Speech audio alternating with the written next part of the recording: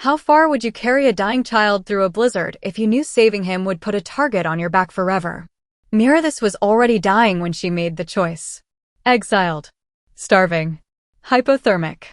The kind of cold that makes your bones ache before they stop feeling anything at all. Then she saw him. A pup. Barely breathing. Violet eyes staring up through falling snow. Blood pooling beneath him, melting the ice in dark, spreading circles. She had maybe an hour left in her. Maybe less. Every rational instinct said, keep walking. You can't save him. You can't even save yourself. But those eyes. 13 miles. That's how far she carried him. Paws splitting open on frozen ground. Lungs burning. Body begging her to stop, to sleep, to let the cold take them both. She didn't know his name. Didn't know his scent belonged to royalty 3 kingdoms wanted erased. Didn't know someone had left him there on purpose, because what he represented was more dangerous than any weapon. She only knew this. A child was dying. And she was the only one who stopped. Before we go any further, understand this. The Omega they called too weak to matter just became the most hunted wolf in the kingdom. And she still has no idea why. Drop a comment and let us know where you're watching from, and if you haven't subscribed yet, do it now. Trust me, you'll want to see what happens next. 3 days ago, Mirathis had been sentenced to death for saving lives. The irony wasn't lost on her.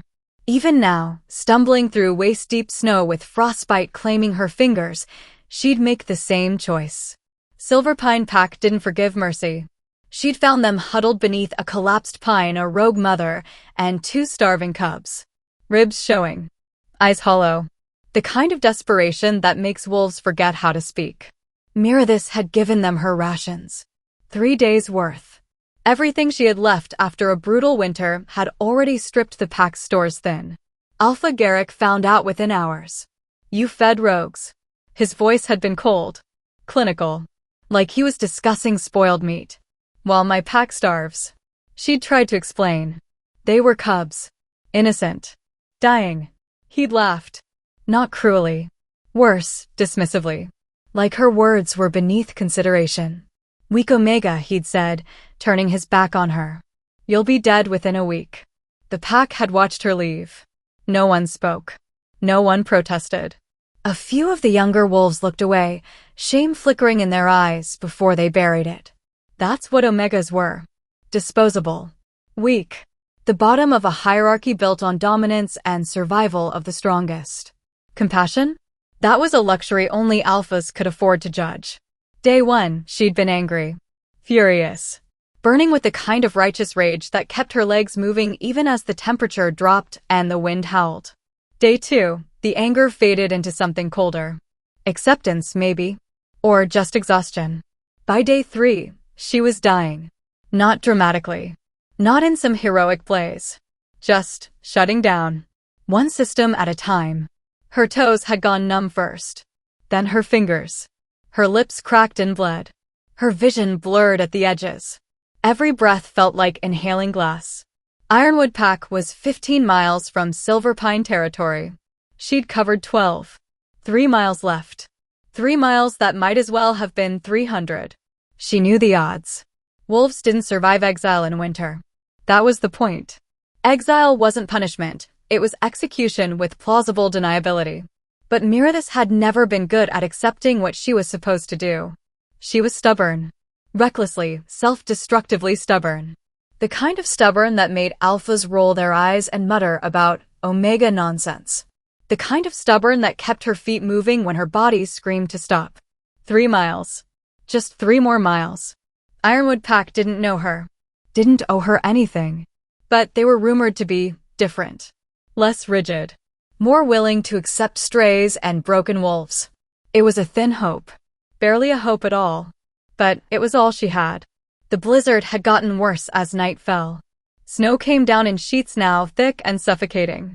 She couldn't see more than a few feet ahead. Her wolf was silent. Had been for hours. Conserving energy. Or maybe just giving up. Mirathis didn't blame her. She thought about the cubs she'd saved. Wondered if they'd made it. Wondered if the rogue mother had found shelter, food, safety.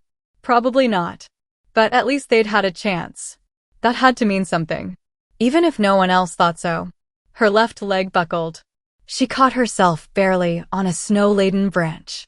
It snapped under her weight. She hit the ground hard. For a long moment, she just lay there, face down in snow, body screaming, mind whispering the easiest answer. Stop. Just stop. It's so cold. Just close your eyes. She'd heard that freezing to death was peaceful. Painless, even. You just got tired. Then you slept. It would be so easy. No. Her voice cracked. Barely a whisper. But it was enough. She pushed herself up, shaking, bleeding from where the branch had scraped her face. 3 miles. She took one step. Then another. Wolves died in winter. That was the rule. But she'd broken plenty of rules already. That's when she heard it. Not a cry. Not a howl. A whimper, soft, broken, and dying. The whimper came from her left. Weak. Broken. The sound of something dying alone. Mirathis should have kept walking. Every survival instinct she had left was screaming at her to move. She had maybe 2-3 hours before her body gave out completely. Before the cold finished what Exile had started. But her feet stopped anyway. She turned toward the sound, squinting through the blizzard. At first, she saw nothing. Just white. Endless, suffocating white. Then she saw the blood. A trail. Dark red against pristine snow. Leading behind a cluster of frozen rocks. Mirathis forced her legs to move. Each step felt like walking through mud. Her body was shutting down. She could feel it. The way warmth was retreating from her limbs, pulling inward to protect her heart and lungs for just a few more precious minutes. She rounded the rocks. And there he was. A pup. Silver fur matted with blood and ice. Violet eyes staring up at nothing. 3 deep claw marks carved across his side, exposing bone and muscle beneath. He wasn't moving. For a horrible second, Mirathis thought she was too late. Then his chest rose. Barely. A shallow, rattling breath. He was trying to shift. She could see it. His body flickering between wolf and human, like a candle struggling against wind. A child's hand appeared for a moment, small and pale, before dissolving back into fur. He couldn't hold the shift. That meant trauma. Severe trauma. The kind that made your wolf panic, trying to find a form that hurt less. There wasn't one. Mirathis dropped to her knees beside him. Her hands were shaking so badly she could barely move. Frostbite had stolen most of the feeling in her fingers, but she reached for him anyway. The pup's eyes focused on her. Just for a second. There was no fear in them. Just exhaustion. The kind that came from fighting too long and losing anyway. She knew that look. She'd seen it in her own reflection. This wasn't an accident. The claw marks were deliberate. Precise. Designed to bleed him out slowly. And the trail behind him, the one that stretched back into the woods, it wasn't wandering or erratic. It was straight. Purposeful. Someone had chased him, hurt him, and left him here to die. Mirathis' mind raced through the math she didn't want to do. She was already dying. Hypothermia was maybe 2 hours away, maybe less. She had no shelter, no food, no fire. Carrying a bleeding pup through a blizzard would slow her down, drain what little warmth she had left. Guarantee she'd never make it to Ironwood. Walking away meant she might survive. Maybe. If the storm eased. If she moved fast. Staying meant they'd both freeze. The choice was obvious. Rational. Survival demanded it. She pulled off her coat. The cold hit her like a fist. Immediate. Vicious. Her body seized, every muscle locking up in protest. She ignored it. Used her teeth to tear the fabric into strips. Her fingers were too numb to grip properly. The pup whimpered again as she pressed the cloth against his wounds. He tried to pull away, weak and confused. I know, Mirathis whispered. Her voice was hoarse, cracked from cold and exhaustion. I know it hurts, but I've got you. I promise. She wrapped the makeshift bandages as tight as she could. Her coat, the only thing standing between her and certain death, was now soaked in blood and melting snow. The pup's violet eyes locked onto hers. His body shimmered again, and this time the shift held. Just long enough. A boy. maybe 4 years old. Silver hair. Face pale and streaked with tears that had frozen against his cheeks. Vesper, he whispered. His voice was so small. My name is Vesper. Mirathis nodded. Tried to smile. Failed. Okay, Vesper. I'm Mirathis. We're going to get you somewhere safe. His lip trembled. The bad wolves killed my mama. The words came out in gasps. Broken. They said I had to die too. Because of what I am. Mirathis felt something crack open in her chest. Not her heart. Something deeper. Older. What you are, she repeated gently. Vesper's eyes filled with fresh tears. They said my blood was wrong. That I'm an abomination. His small hand reached for hers, gripping with what little strength he had left. Am I bad, Mirathis? Is that why they hurt me? The question hit her harder than the cold ever could. She pulled him against her chest, wrapping her arms around him. He was so small, so fragile. A child who'd been told he deserved to die. No. Her voice came out fierce. Absolute. You are not bad. You are not wrong. And you are not dying today. Vesper's body went limp against her. Not dead. Just surrendering. Letting someone else carry the weight for the first time since his world had ended. Mirathis stood. Her legs nearly gave out. She locked her knees, forced herself upright. 3 miles to Ironwood. Carrying a bleeding pup. In a blizzard. Without a coat. She was going to die. But at least she wouldn't die alone. And neither would he. She took the first step. Pause for a second. Because this is the moment, the one where most people would have kept walking. But Mirathis? She picked him up. And everything that came after? It started right here. The first hour was the hardest. Not because of the pain, though that was unbearable. But because Mirathis had to convince her body it wasn't allowed to quit yet. Every step was a negotiation. A war between what she wanted and what her muscles could deliver. Her legs shook. Her vision blurred. The cold had moved past pain into something worse. Numbness. The kind that meant her body was shutting down non-essential systems to keep her heart beating just a little bit longer. Vesper's weight felt impossible. He couldn't have weighed more than 30 pounds, but it might as well have been a mountain. She talked to keep him awake. Rambled, really. Whatever came to mind. You ever see a hawk dive? Her voice was barely audible over the wind. They tuck their wings in and just drop. Fastest thing you'll ever see. I tried to copy one once during my first shift. Thought I could fly if I just believed hard enough. Vesper's eyes cracked open. Did you fly? Nope. Face planted into a pond. Broke my nose. The whole pack laughed for weeks.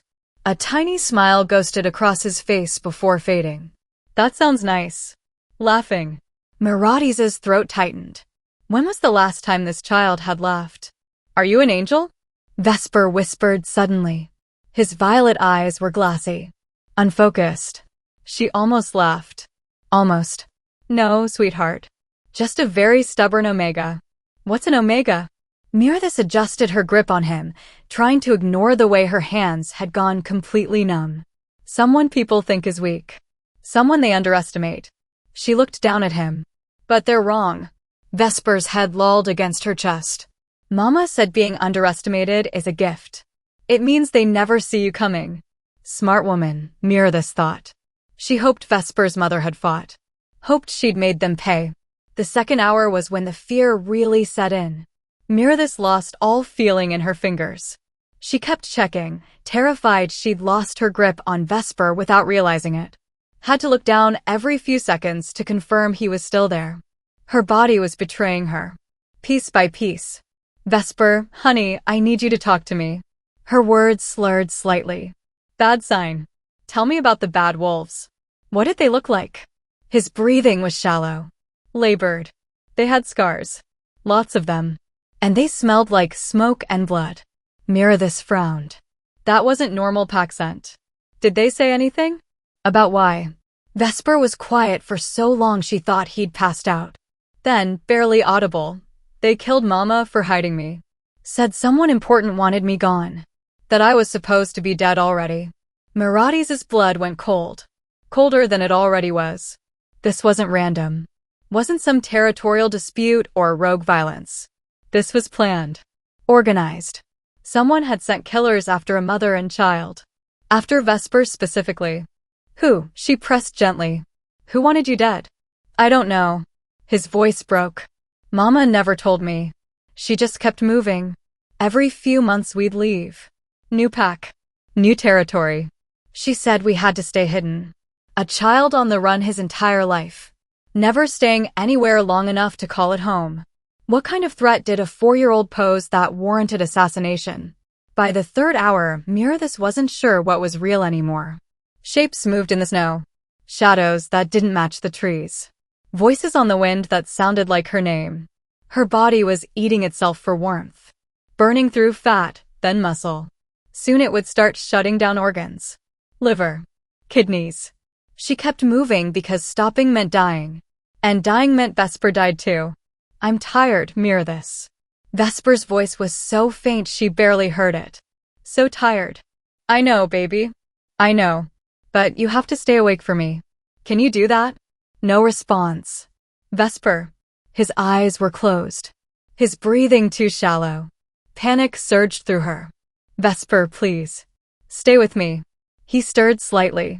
Mama said I was born under the prophecy star. That I was special. Mirathis had no idea what that meant. But she latched onto it. Then we need to get you somewhere safe so you can be special, right? You hold on, and I promise we'll watch the stars together. Every single night. Deal? The smallest nod. Deal. The 4th hour was when her body finally gave up. Her left leg buckled without warning. She felt herself falling and had just enough presence of mind to twist, taking the impact on her shoulder instead of crushing Vesper beneath her. Pain exploded through her joint. Something cracked. Dislocated, maybe. She couldn't tell anymore. Vesper tumbled from her arms into the snow. She scrambled toward him, dragging herself forward on her stomach. His eyes were closed. His skin was gray. No, no, no. Vesper, wake up. Please. She shook him. Nothing. Come on, baby. You promised. You promised me. His chest was barely moving. Mirathis felt something break inside her. Not her body this time. Something deeper. The part of her that had been holding on to hope by sheer force of will. She looked around. Nothing but white. No lights. No shelter.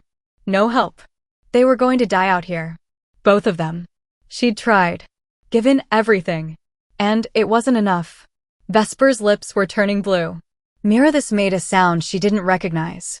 Half sob, half snarl. She grabbed him, pulled him against her chest, and forced herself to her feet. Her shoulder screamed. Her legs shook so violently she could barely stand. Her vision tunneled. She took a step. 1 foot in front of the other. That's all she had to do. 1 foot. Then the other. Vesper wasn't a stranger anymore. Wasn't just some pup she'd found bleeding in the snow. He was hers. And she didn't abandon what was hers. Not to cold. Not to killers. Not to fate.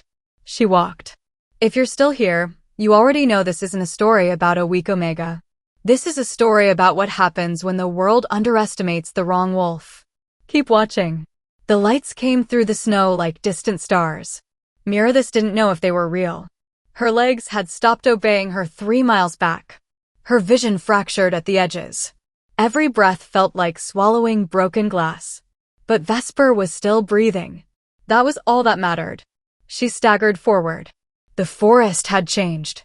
The trees here were older, thicker, their roots twisted like ancient veins beneath the snow. The air itself felt different, charged with something older than memory. Then she felt it. A barrier she couldn't see. A wall of raw territorial magic that hit her chest like a physical force. Pack boundary. Ironwood territory. Mirathis didn't stop. She threw herself through it. The magic tore across her skin. Her wolf screamed inside her skull, a primal warning that she'd just crossed into sovereign land without permission. Trespassing. An act punishable by death in the old laws. She fell to her knees in the snow. Vesper clutched against her chest. Within seconds, she heard them. Paws. Fast. Multiple directions. The patrol wolves emerged from the trees like shadows given form. 7 of them. Massive. War-trained. Their eyes glowed in the dark, gold, silver ice blue. They circled her slowly, lips pulled back to reveal teeth designed to crush bone. Mirathis didn't move. Couldn't move. She wrapped both arms around Vesper and bent over him, shielding his small body with hers. One of the wolves growled, a sound that vibrated in her ribs. She closed her eyes, waited for teeth. Instead, she heard a voice. "Stand down." The growling stopped instantly. The wolves backed away, lowering their heads. Mirathis forced her eyes open. A man stood at the edge of the circle. No, not just a man. An alpha. She felt it before she saw him clearly. Felt the weight of his presence like gravity itself had shifted. Felt her omega instincts scream at her to submit, to bare her throat, to lower her gaze. He stepped forward into the light cast by lanterns she hadn't noticed the wolves carrying. Tall, broad-shouldered, built like violence restrained. His hair was dark auburn, streaked with frost from the storm. His eyes were amber, not the soft gold of a low-ranked wolf, but the burning, molten amber of an apex predator. He moved toward her with a kind of fluid power that made predators look clumsy. Every instinct Mirathis had told her to run. But she didn't care about instincts anymore. Didn't care about rank. Didn't care about hierarchy or protocol, or the 100 ways an omega was supposed to behave in the presence of an alpha king. She cared about one thing. Please. Her voice cracked. The boy. He's hurt. He needs help. The alpha stopped 3 feet away. His eyes swept over her, cataloging wounds, hypothermia, the way her hands were locked around Vesper like rigor mortis. You crossed my border. His voice was deep. Controlled. The kind of voice that commanded armies. I don't care what you do to me. Mirathis' teeth chattered so hard she could barely speak. But save him. Please.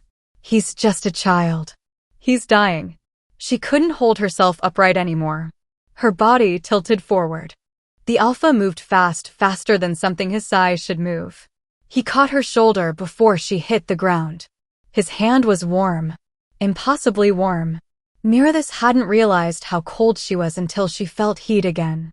Let me see him, the alpha said quietly. Mirathis' arms wouldn't unlock. Wouldn't let go. Her body had moved past rational thought into pure survival instinct. I won't hurt him. The alpha's voice softened, just slightly. I promise. Let me see. Something in his tone broke through. Mirathis' grip loosened. The alpha gently moved her arms aside. And saw Vesper's face. Everything changed. The alpha went completely still. Not the stillness of calm, the stillness of a predator that's just spotted something impossible. His entire body went rigid. His breathing stopped. His eyes locked onto Vesper's small, pale face like he was seeing a ghost. Something flickered across his expression, shock, recognition, disbelief, and something else. Something that looked like grief ripped open. Where did you find him? The alpha's voice was urgent now. Sharp. Where? In the mountains. Mirathis' words slurred. Alone. In a cave. He was freezing. No pack scent. No family. Just him. The alpha's jaw clenched. His hands moved toward Vesper, then stopped like he was afraid touching the boy would make him disappear. How long ago? 6 days. The alpha inhaled sharply. Then, with a gentleness that contradicted everything about his size and power, he lifted Vesper from Mirathis' arms. He cradled the boy like he was made of glass. Like he was the most precious thing in the world. Mirathis' arms felt empty. Wrong. She'd carried Vesper for 13 miles. He'd become an extension of her body. Who are you? She whispered. The alpha looked at her. His amber eyes burned. Dravik. Alpha King of the Northern Territories. The world tilted. Alpha King. Not just an alpha. The alpha. The wolf who ruled 5 territories. The one other packs whispered about in careful tones. And this child you just saved? Dravik's voice was raw now, shaking at the edges. This boy you carried through a blizzard and across hostile land? He looked down at Vesper, at the small face that had haunted Mirathis' dreams for 6 days. That's my son. The heir everyone thought was dead. The words hit like a physical blow. Mirathis' vision widened out. Her legs finally gave up completely. She fell. Dravik caught her with one arm, still holding Vesper with the other. "I've got both of you now," he said. His voice seemed to come from very far away. "You're safe." The last thing Mirathis heard before the darkness took her was Vesper's small, weak voice calling her name. And somewhere in the back of her fading consciousness, one thought burned clear. She'd walked into something far bigger than a lost pup in a cave. Far more dangerous than a blizzard or a rogue bear. She'd walked into the kind of conspiracy that ended bloodlines. Mirathis had walked 13 miles through hell to save a dying pup. She had no idea she'd just handed the Alpha King the one thing powerful wolves had killed to keep hidden. When Mirathis opened her eyes, the first thing she felt was warmth. Real warmth. The kind that soaked into bones that had forgotten what it meant to not ache with cold. The second thing she felt was soft fabric against her skin. Clean. Dry. She'd been dressed in clothes that weren't torn or frozen stiff with ice. The third thing she noticed was the light. Soft golden light filtering through windows that overlooked snow-covered pines stretching endlessly toward mountains she recognized from a distance that should have killed her. She was in Ironwood territory. In the healing quarters. The room smelled like cedar and something medicinal she couldn't name. Her hands were wrapped in clean bandages. When she tried to move her fingers, pain shot up her arms sharp enough to make her gasp. Frostbite. She'd known it was bad, but hadn't let herself think about it while Vesper was dying in her arms. Her feet felt the same way. Damaged. Scarred. She'd walked 13 miles through a blizzard and her body had paid the price it always knew it would. A healer appeared in the doorway within seconds of her waking. Female. Middle-aged. Eyes sharp with the kind of intelligence that came from decades of reading bodies like books. She moved to Mirathis' bedside without speaking, checking her pulse, her eyes, the bandages on her hands. When she finally spoke, her voice was gentle but firm. 2 days. Mirathis had been unconscious for 2 full days. Her core temperature had dropped so low they weren't sure she'd wake up. The frostbite had been treated, but there would be scars. Permanent ones. Her fingers would heal, but never quite the same. Mirathis barely heard any of it. Only one thought burned through the fog in her mind. Where's Vesper? The healer's expression softened like she'd been expecting that exact question. He's alive. Healing. Stable. But the boy won't let anyone near him except the Alpha King and the healers who saved his life. He keeps asking for you. Every hour. Every time he wakes. Your name is the first thing out of his mouth. Mirathis tried to sit up and her body screamed in protest. The healer pushed her back down gently, but Mirathis shook her head. She needed to see him. Needed to know he was real and breathing and safe. The healer hesitated, then nodded. She left and returned minutes later with a wheelchair Mirathis didn't want but couldn't refuse because her legs wouldn't hold her weight. They moved through hallways that felt more like a fortress than a healing house. Stone walls. High ceilings. Guards posted at intervals who watched her with expressions she couldn't read. Curiosity. Suspicion. Respect. Maybe all three. They stopped outside a room with 2 guards flanking the door. The healer spoke quietly to them, and they stepped aside. The door opened. Mirathis saw him. Vesper. Small and pale against white sheets in a bed too big for his body. His violet eyes were open. The moment he saw her, everything in his face changed. Relief. Joy. Desperate need. He tried to sit up and a male healer moved to stop him, but Vesper's voice cut through the room raw and breaking. You came back. You didn't leave me. Mirathis was out of the wheelchair before the healer could stop her. Pain didn't matter. Her ruined hands and feet didn't matter. She crossed the room and Vesper threw himself into her arms with a strength that shouldn't have existed in a body that had been dying days ago. He clung to her like she was the only solid thing in a world made of smoke. She held him and felt something inside her chest crack open. This boy, this child she'd found freezing and alone in a cave she had no reason to enter. He'd become hers. Not in the way of blood or pack bonds. Something deeper. Something that didn't have a name in any language she knew. She realized with absolute certainty that she couldn't walk away. Even if she wanted to. Even if it was safer. Even if leaving meant survival. He was hers now. Dravik stood in the corner of the room. She hadn't noticed him until that moment. He watched them with an expression that was complicated. Grateful. Pained. Something that looked like understanding. He didn't interfere. Didn't try to separate them. He simply nodded once like he'd seen something confirmed that he'd suspected.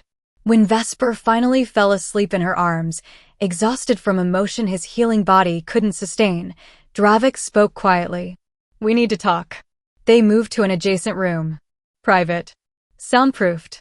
The kind of room where dangerous truths were spoken. Dravik closed the door and turned to face her. He looked like a wolf who hadn't slept in years. Vesper was stolen the night he was born. Dravik's voice was steady, but there was devastation underneath it. My mate died in childbirth. Complications no healer could stop. I held my son for less than an hour before they took him to the nursery to be cleaned and checked. When I went to see him 2 hours later, he was gone. No scent trail. No witnesses. No demands. Just gone. Mirathis felt her chest tighten. 5 years. I've been searching for 5 years. Sent trackers into every territory. Questioned every wolf who might have information. Found nothing. Until you walked through my border holding him like he was the only thing that mattered in the world. Who took him? Mirathis asked. Someone in my own kingdom. Someone close enough to access the royal nursery. Someone powerful enough to hide a child for 5 years. Someone who wanted him dead. Why? Because of what he is. What he represents. Dravik's eyes burned with something between rage and grief. Vesper was born under the prophecy star. Ancient wolves believed children born under that star were fated to unite the kingdoms or destroy them. His violet eyes confirmed the bloodline. The old royal line that was supposed to be extinct. My line. His existence threatens every wolf who's built power on the assumption that line was gone forever. Mirathis' mind raced. Someone close to you. How close? I don't know. That's what makes this so dangerous. I can't trust my own council. Can't trust my generals. Can't trust anyone who had access that night. Dravik looked at her directly. And now you're part of this. You saved him. You brought him home. Whoever wanted him dead will know by now that he's alive. They'll come for him. And they'll come for anyone who protects him. Mirathis felt the weight of what he was saying settle over her like a sentence. You have a choice. I can give you sanctuary. Protection. A place in my pack. Resources to rebuild your life. But if you stay near Vesper, you become a target. If you leave now, you survive. Her answer came faster than thought. I'm staying. Dravik studied her for a long moment. Then nodded. You understand what that means? I understand. I made him a promise. I won't let you go. I don't break promises to children who've already been abandoned once. Something shifted in Dravik's expression. Respect. Mirathis wasn't just an exiled Omega anymore. She was the wolf who saved the air. The wolf who walked 13 miles through hell and didn't break. The wolf who had Vesper's trust and Dravik's protection. She had value now. Power. Information. She'd seen the wolves who attacked Vesper in the cave. She knew their scents. Their tactics. She was a witness. A threat to whoever orchestrated this conspiracy. And that changed everything. Here's where it gets complicated. Because Mirathis wasn't just some random Omega who happened to find Vesper. Stay with me. This is where the conspiracy unravels. The investigation began that same night. Mirathis sat in Dravik's war room surrounded by maps, territorial boundaries marked in red ink, and warriors whose eyes held the kind of violence that came from decades of protecting a kingdom. Dravik stood at the head of the table. His voice was calm. Controlled. But Mirathis could see the fury coiled beneath his skin like a beast waiting to be released. Tell me everything. Every detail. No matter how small. Mirathis closed her eyes and let the memory come back. The cave. The cold. Vesper's terrified face. And the wolves who had come for him. 3 of them, she said. 2 males.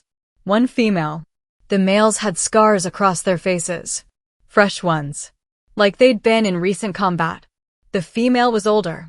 Her left ear was torn at the tip. She paused, remembering the smell. They smelled like smoke. And blood. Not the kind from a hunt. The kind that soaks into your skin when you've killed too many times to count. One of Dravik's generals leaned forward. You said they spoke to the boy. What did they say? Mirathis' jaw tightened. They told him his time was up. That he'd lived longer than he was supposed to. That someone wanted him gone and they were just finishing the job. Dravik's hands flattened against the table. His claws had extended without him realizing it, carving shallow grooves into the wood. Describe the scars again. 3 parallel lines. Starting at the temple and running down to the jaw. The kind you get from claws, not blades. The room went silent. Dravik's head lifted slowly. His amber eyes burned with recognition. Royal Guard, he said quietly. Those scars are from the initiation trial. Every wolf who serves in my personal guard earns them. The implication hit the room like a shockwave. The betrayal came from inside the palace. One of the generals swore under his breath. Another looked like he wanted to tear something apart with his bare hands. But Dravik's expression didn't change. He'd already suspected this. Mirathis could see it in the way his jaw was set. The way his eyes had gone cold and calculating. There's only one wolf in my inner circle who had access to the royal nursery 5 years ago and still commands enough loyalty to pull off something like this. He turned and looked directly at the door. Bring me Torvin. The name meant nothing to Mirathis. But the way every wolf in the room stiffened told her everything she needed to know. Torvin was Dravik's beta. His second in command. The wolf who stood beside the Alpha King in every public ceremony. The wolf who commanded the royal guard. The wolf who had everything to lose if Vesper came into his power. 10 minutes later, the door opened. Torvin entered with the kind of confidence that came from decades of authority. He was tall, broad-shouldered, with silver streaking through his dark hair. His eyes were ice blue. Cold. Calculating. He looked around the room, noted the tension, and his expression didn't flicker. You called my king? Dravik didn't answer immediately. He studied Torvin like he was seeing him for the first time. My son is alive. Torvin's face shifted into something that might have been relief. Might have been surprise. It was hard to tell. That's incredible news. Where did you find him? I didn't. She did. Dravik gestured to Mirathis. Torvin's gaze slid to her. For just a moment, something flickered in his eyes. Something that looked like recognition. Then it was gone. An Omega, Torvin said slowly. How fortunate. Very fortunate, Dravik agreed. Especially since she was able to describe the wolves who tried to kill him. The temperature in the room dropped. Torvin's expression remained neutral, but Mirathis saw his shoulders tense. Saw the way his fingers flexed like he was preparing for a fight. Rogues, I assume? That's what I thought at first. Until she described their scars. Dravik took a step forward. 3 parallel lines. Temple to jaw. Royal Guard initiation marks. Torvin's jaw tightened. That's impossible. None of my wolves would. She also described their scent. Smoke and blood. The kind that comes from working in the lower dungeons where we dispose of traitors. Dravik's voice was soft now. Deadly. Only 3 wolves in this kingdom have access to those dungeons. Me. My head executioner. And you. Torvin didn't move. Didn't speak. Mirathis stood slowly. Every instinct told her to stay silent. To let the Alpha King handle this. But she'd carried Vesper 13 miles through hell. She'd earned the right to speak. You have the same scar. Torvin's eyes snapped to her. What? On your neck. Just below your collar. I saw it when you turned your head. It's from claws. Recent. The same pattern Vesper had on his arms before the healers closed the wounds. Torvin's hand moved unconsciously to his neck. Touched the spot she'd described. That was all the confirmation Dravik needed. But before he could speak, the door opened again. Vesper stood in the doorway. He shouldn't have been out of bed. His legs were still weak. His body still healing. But he stood there in clothes too big for him, holding the doorframe for support, and stared directly at Torvin. He was there. Vesper's voice was small. Shaking. But certain. He came to the house where they kept me. He told the woman who took care of me that she'd failed. That I was supposed to be dead.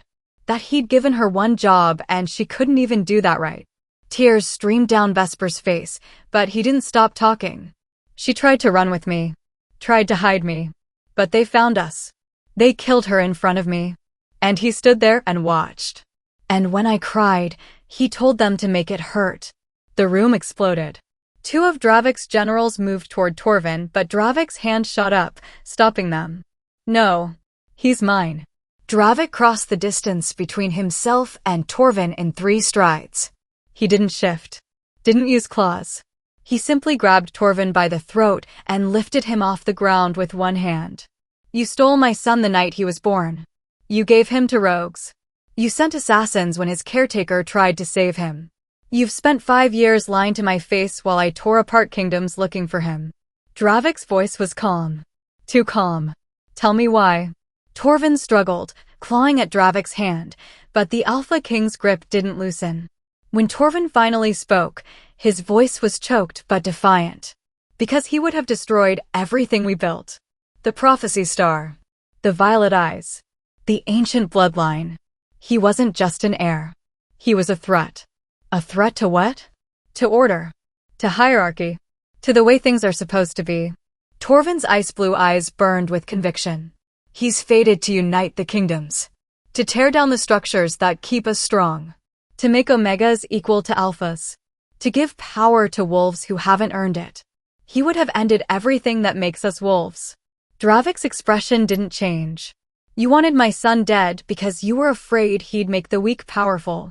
I wanted him dead because he would have made us all weak. Dravik dropped Torvin. The beta hit the ground hard, gasping. You're right about one thing, Dravik said quietly. Vesper is going to change everything. He's going to bridge the divide between packs. He's going to end centuries of hierarchy and cruelty. He's going to make wolves like her. He gestured to Mirathis. Equal to wolves like you. And you're terrified because you know what that means. It means you'll have to earn respect instead of demanding it. It means power will go to those who deserve it, not those who were born into it. Dravik's eyes glowed amber. And you're right to be terrified. Because that future is coming. And you won't be alive to see it. The judgment was swift. Torvin was stripped of his rank. His titles. His name. Everything that made him who he was. And then Dravik gave him the same mercy Torvin had shown Vesper. None. You'll be exiled. Tonight. Into the blizzard. With nothing. No supplies. No protection. No pack. Dravik's voice was cold. You wanted my son dead because you feared his power. Now you'll learn what real power looks like when it's used justly. 2 guards dragged Torvin from the room. His protests faded into the hallway. Mirathis stood frozen. She'd just watched an Alpha King destroy his own beta. Had watched justice delivered in a way she'd never thought possible. Dravik turned to Vesper, who stood trembling in the doorway. Come here. Vesper crossed the room slowly. Dravik knelt down so they were eye to eye. He can't hurt you anymore. No one can. I promise. Vesper nodded, tears still streaming down his face. Then he turned to Mirathis. You saved me. I know. You didn't know who I was. You didn't know about the prophecy or the bloodline or any of it. You just saw a kid who needed help. Mirathis' throat tightened. That's all that mattered. Vesper looked up at Dravik. She carried me 13 miles. She almost died. And she didn't even know I was the heir. Dravik stood slowly. His amber eyes locked onto Mirathis. I know. And then Dravik did something no Alpha King had ever done. He knelt. The room fell silent after Dravik knelt. No one moved. No one spoke. The warriors lining the walls stared in disbelief at their Alpha King on one knee before an Omega with frostbitten hands and exhaustion carved into her face. This didn't happen. Alpha Kings didn't kneel. Not to Omegas. Not to anyone.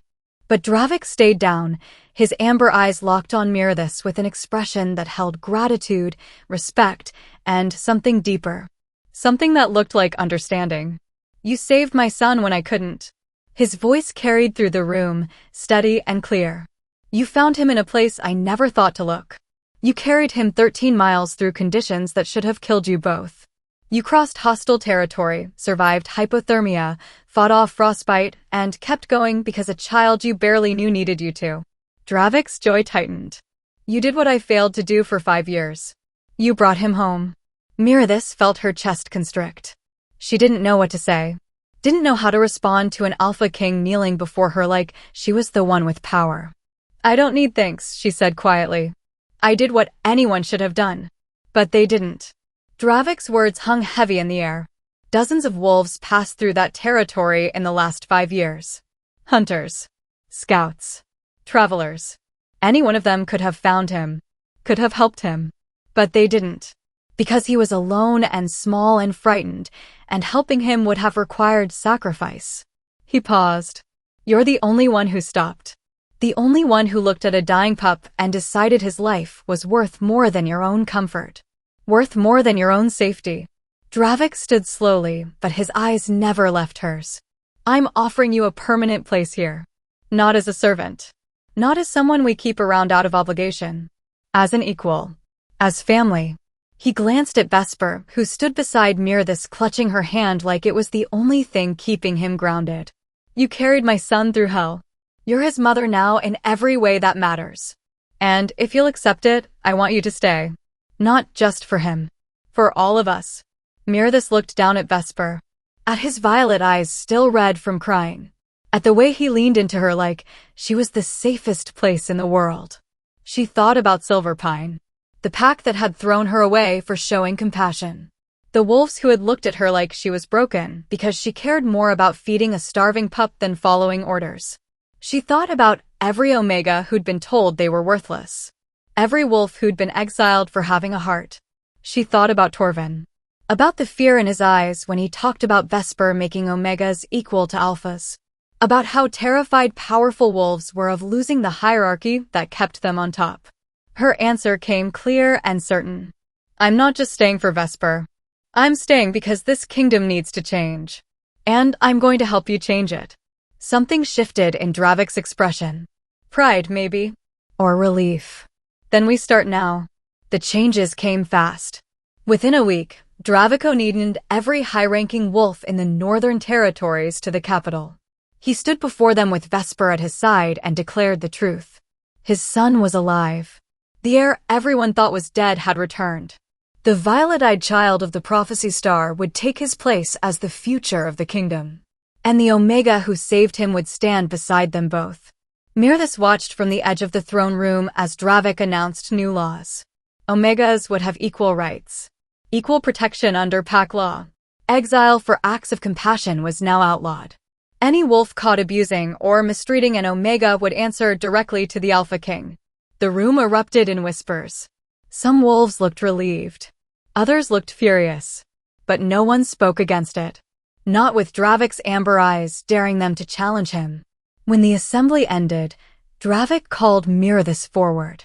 She approached slowly, aware of every eye on her. Aware that she was walking into a role no Omega had ever held.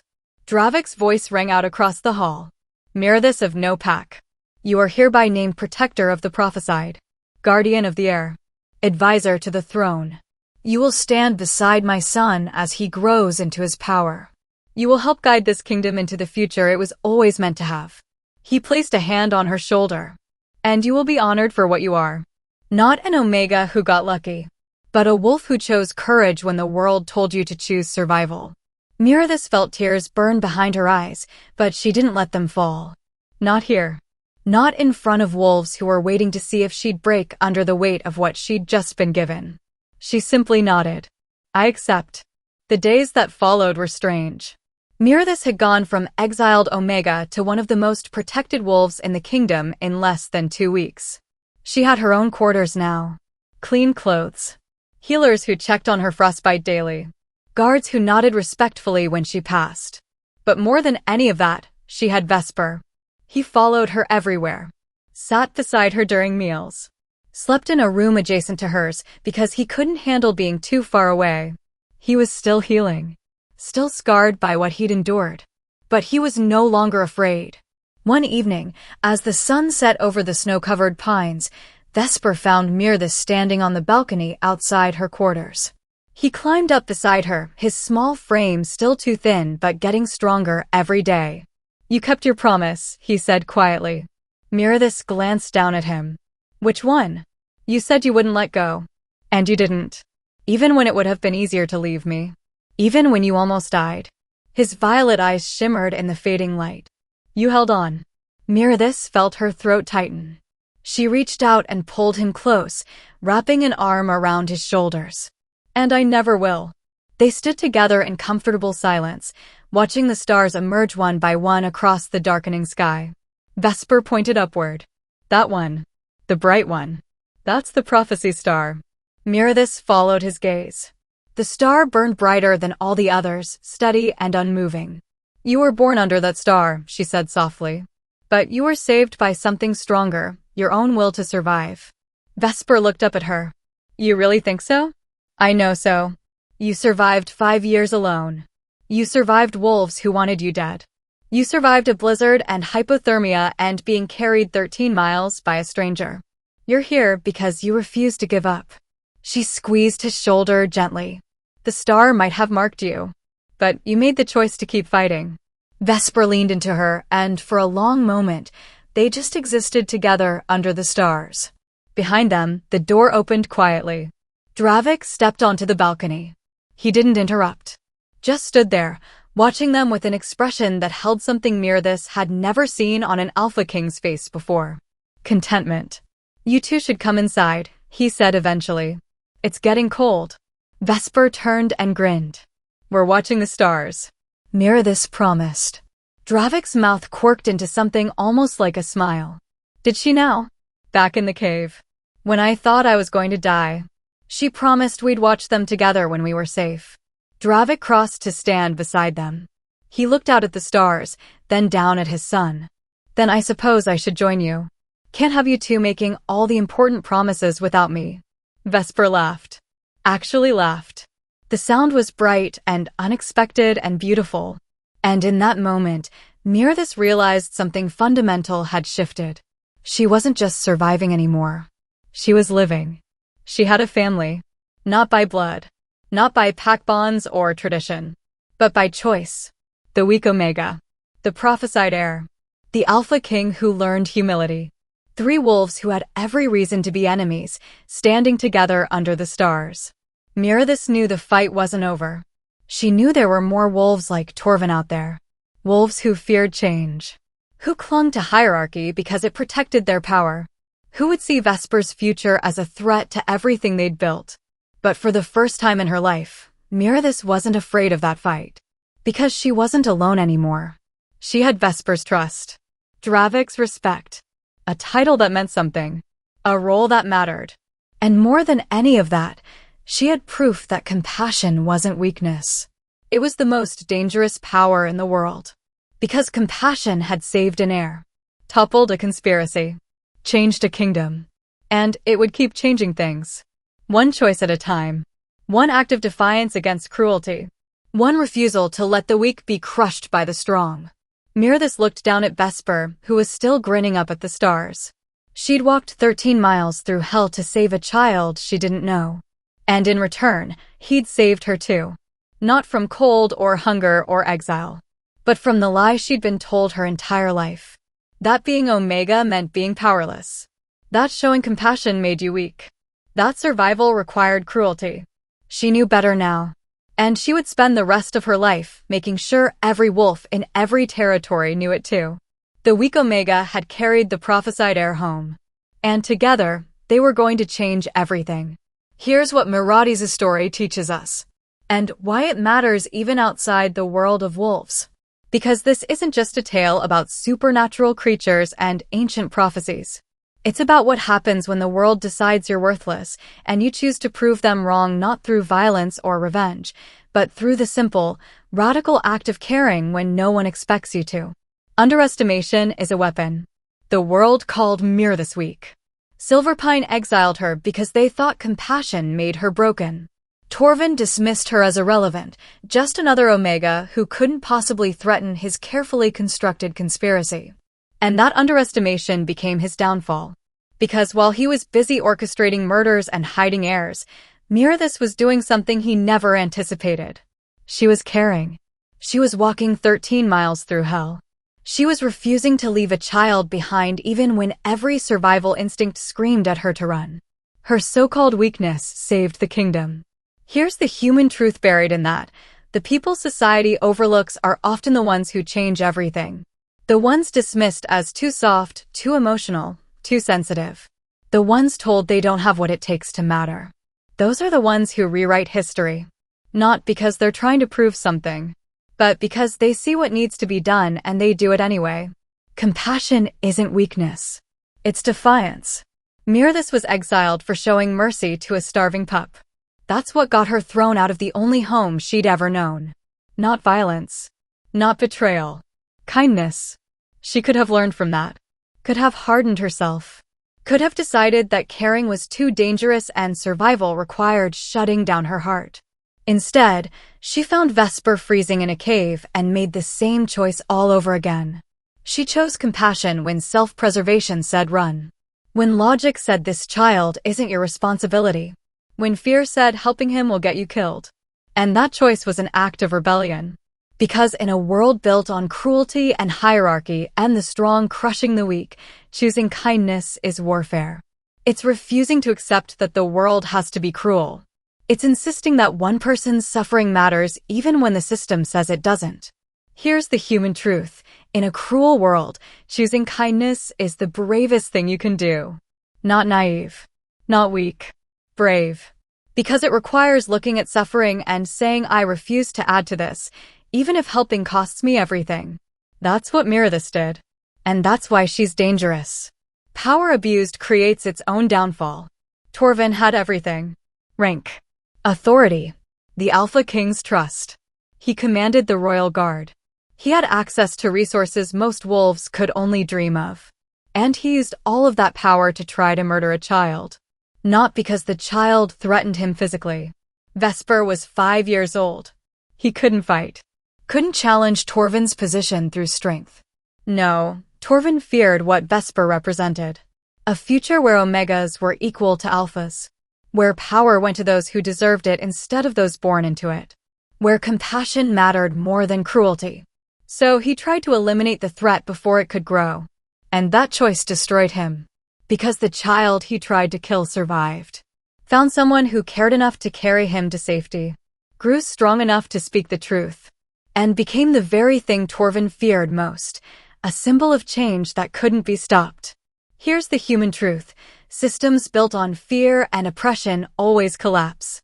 It's not a question of if. It's a question of when. Because you can't sustain power through cruelty forever. Eventually, someone refuses to bow. Someone stands up. Someone carries a bleeding child 13 miles through hell because they believe that child deserves to live. And that's when everything changes. Family isn't blood. It's choice. Mirathis wasn't Vesper's mother. Not by birth. Not by pack bonds or any traditional definition. Dravik wasn't her mate. They weren't bound by ritual or destiny or any supernatural connection. But they became a family. Through sacrifice. Through choice. Through showing up when it mattered most. Mirathis chose Vesper when she found him in that cave. She chose him again every mile she walked through the blizzard. She chose him when Dravik offered her an out, a chance to walk away and survive. Dravik chose her when he knelt before an Omega and acknowledged what she'd done. When he gave her a title and a role and a place beside his son. Vesper chose both of them when he held on. When he kept breathing. When he decided their love was worth fighting for. Here's the human truth. The people who show up when it matters are your real family. Not the ones who share your blood and then abandon you when you need them most. Not the ones who claim to love you but only when it's convenient. The ones who see you at your worst and stay anyway. The ones who carry you when you can't walk. The ones who fight for you when you're too broken to fight for yourself. If you love werewolf stories with real consequences, deep emotion, and characters who fight for what's right even when the world says they're wrong, subscribe. Because this is just the beginning. There are more stories like this. More wolves who defied the odds. More moments where compassion became rebellion and weakness became power. And we're going to tell every single one of them. Mirathis never broke her promises. And neither do we.